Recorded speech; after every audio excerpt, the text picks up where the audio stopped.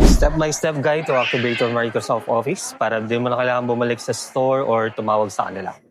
Tara. First, make sure connected dapat yung laptop mo sa internet and then open tayo ng Word.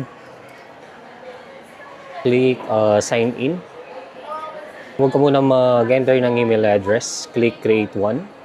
Tapos dito, it's up to you. Pwede ka mag-enter ng Gmail pero I would recommend gawa ka ng bagong account. An Outlook account if you want to separate personal at saka work. And also in the future, kung sakaling balak mong ibenta yung laptop.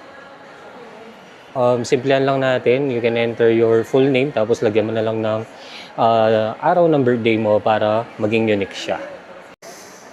Tapos enter. Yun. Tapos create ka lang ng password. Once naka-create ka na ng password, click next. Then enter your birth date. Tapos, click next lang. Then, click next. Basta kung may mag-prompt na message, click OK or next lang. Click confirm.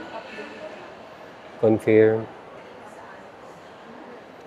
Tapos, get started.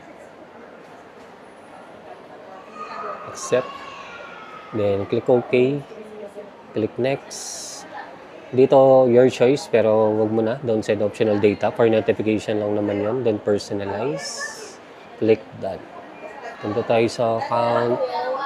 And then, eto na. Okay na siya. Activated na siya.